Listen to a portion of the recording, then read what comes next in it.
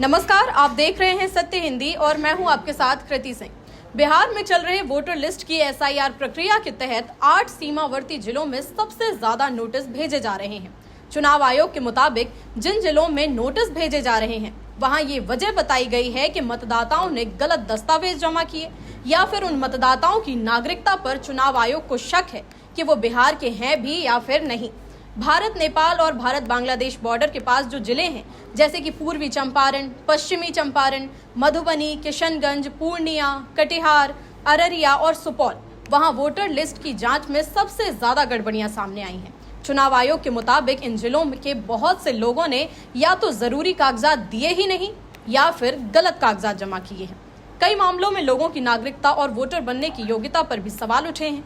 अब खास बात तो ये है कि इन जिलों में दलित और मुस्लिम आबादी काफी बड़ी तादाद में है।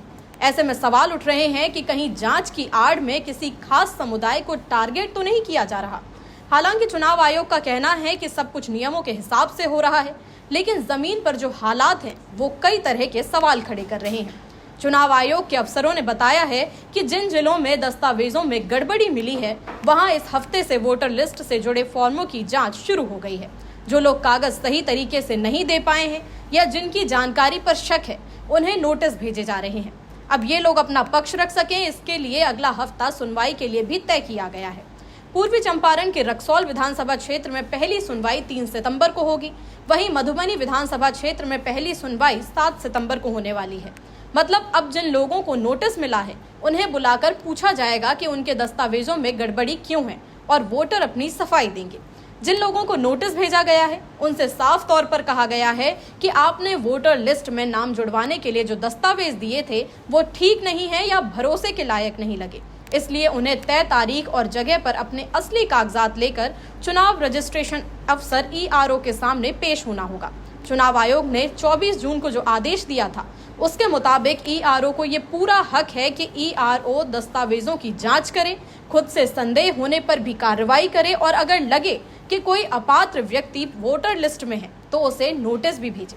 अगर सुनवाई के बाद ये तय हो जाता है कि किसी व्यक्ति का नाम हटाना है तो ईआरओ को उसका कारण लिखकर एक औपचारिक आदेश देना होगा जिसमें साफ लिखा होगा कि नाम हटाने की वजह क्या है।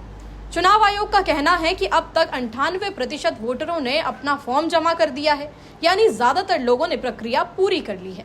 लेकिन जिन लोगों ने या तो अभी तक दस्तावेज जमा नहीं किए या जिनके कागजों में गड़बड़ी है उन्हें 1 सितंबर तक का वक्त दिया गया है। इस दौरान वे अपने कागजात ठीक कर सकते हैं या नए दस्तावेज जमा कर सकते हैं। आयोग ने यह भी साफ कर दिया है कि जो भी फाइनल वोटर लिस्ट होगी वो 30 सितंबर को जारी की जाएगी, यानी उसी दिन तय होगा कि किसका नाम बिहार की वोटर लिस्ट में रहेगा और किसका नहीं। एसआईआर प्रक्रिया ने बिहार में जोरदार सियासी बवाल भी खड़ा कर दिया है। खासकर विपक्षी पार्टियां जैसे कि आरजेडी और सीपीआई-एमएल इसे लेकर काफी नाराज हैं।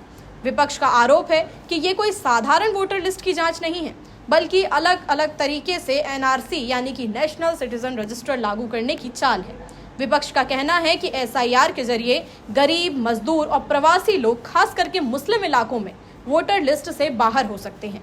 इसी को लेकर अब सुप्रीम कोर्ट में कई याचिकाएं भी दायर की गई हैं और कोर्ट ने आधार कार्ड को पहचान और निवास के प्रमाण के रूप में स्वीकार करने का निर्देश भी दिया है।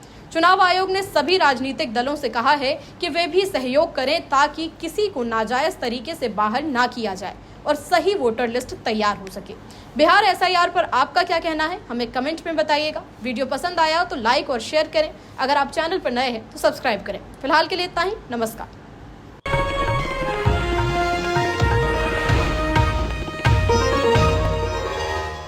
Copyright disclaimer under Section 107 of the Copyright Act 1976. Allowance is made for fair use for purposes such as criticism, comment, news reporting, scholarship, and research.